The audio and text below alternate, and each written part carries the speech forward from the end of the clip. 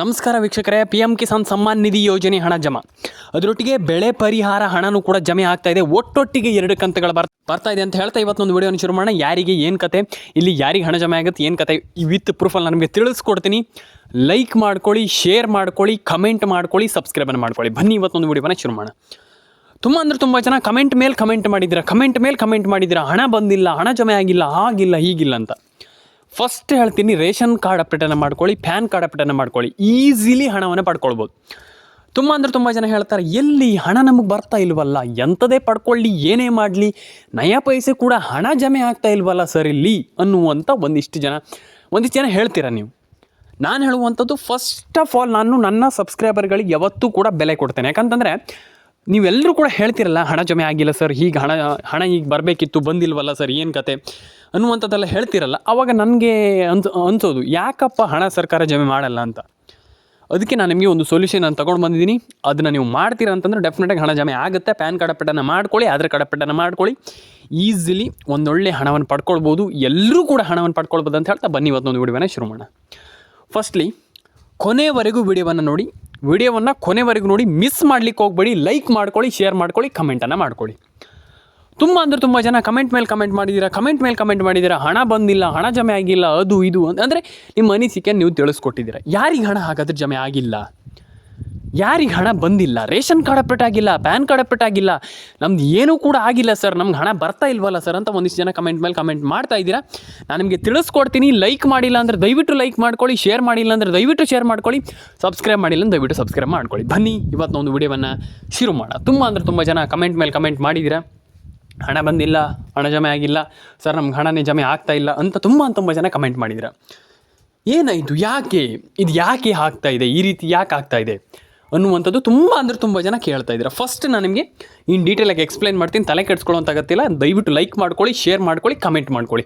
ಇಷ್ಟು ಕೆಲಸ ಮಾಡ್ತೀರಾ ಅಂತಂದರೆ ಈಸಿಯಾಗಿ ಎಲ್ರಿಗೂ ಹಣ ಜಮೆ ಆಗುತ್ತೆ. ತಲೆ ಕೆಡಿಸ್ಕೊಳ್ಳೋಂಥ ಅಗತ್ಯ ಇಲ್ಲ. ಫಸ್ಟ್ ಆಫ್ ಆಲ್ ನಾನು ಹೇಳುವಂಥದ್ದು ಅದೇ, ಜಾಸ್ತಿ ತಲೆ ಕೆಡಿಸ್ಕೊಳ್ಳಿಕ್ಕೆ ಹೋಗ್ಬೇಡಿ. ಖಂಡಿತವಾಗ್ಲೂ ತುಂಬ ಜನರಿಗೆ ಹಣ ಜಮೆ ಆಗ್ತಾ ಇದೆ, ಹಣ ಜಮೆ ಆಗುತ್ತೆ, ತಲೆ ಕೆಡಿಸ್ಕೊಳ್ಳೋಂಥ ಅಗತ್ಯ ಇಲ್ಲ.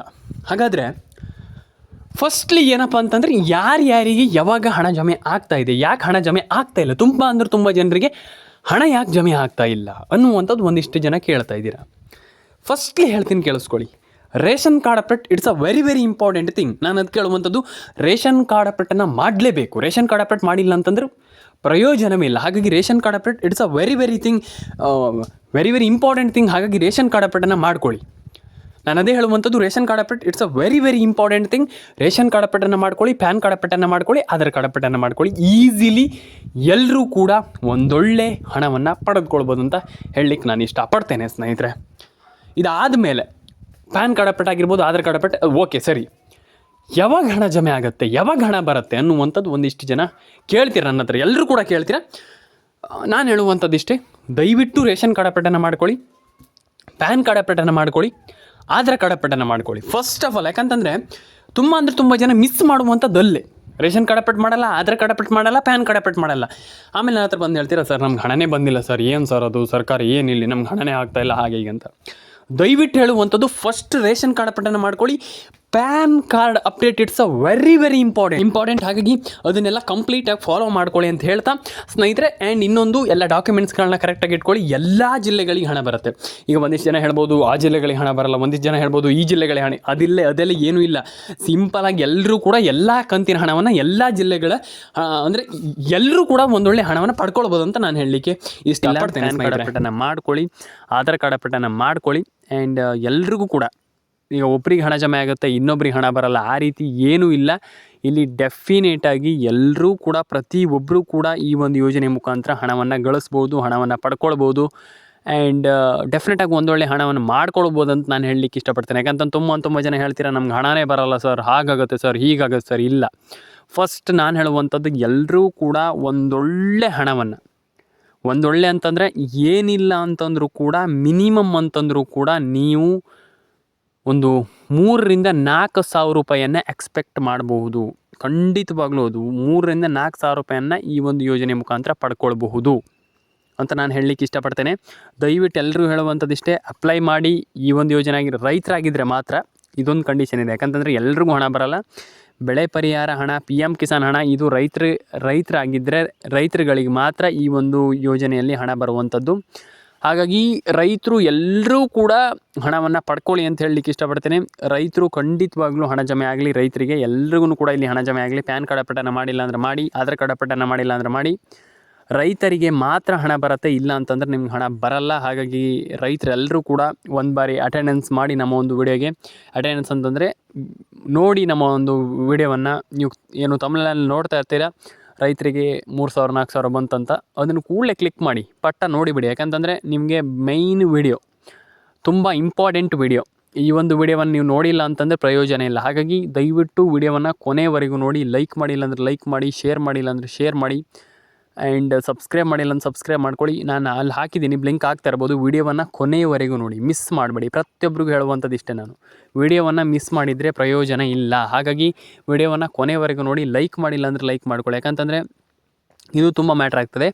ತುಂಬ ಜನ ಲೈಕ್ ಮಾಡದೆ ಹಾಗೆ ಹೋಗ್ತೀರಾ. ನೀವು ಲೈಕ್ ಮಾಡೋದ್ರಿಂದ ಇನ್ನೊಂದಿಷ್ಟು ಜನರಿಗೆ ಮಾಹಿತಿ ಗೊತ್ತಾಗುತ್ತೆ. ಹಾಗಾಗಿ ಇದರಿಂದ ತುಂಬ ಬೆನಿಫಿಟ್ ಇದೆ. ಹಾಗಾಗಿ ದಯವಿಟ್ಟು ಎಲ್ಲರೂ ಕೂಡ ಲೈಕ್ ಮಾಡ್ಕೊಳ್ಳಿ. ಆ್ಯಂಡ್ ಇನ್ನೂ ಒಂದಿಷ್ಟು ಜನರಿಗೆ ಈ ಒಂದು ವಿಡಿಯೋವನ್ನು ತಲುಪಿಸಿ ಅಂತ ಹೇಳಲಿಕ್ಕೆ ಇಷ್ಟಪಡ್ತೇನೆ.